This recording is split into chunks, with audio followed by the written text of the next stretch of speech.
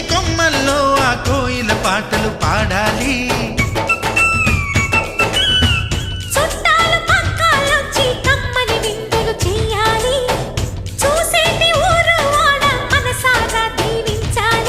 నలుగురు కలిసి చేతులు కలిపి మన కలలన్నీ పండించాలి.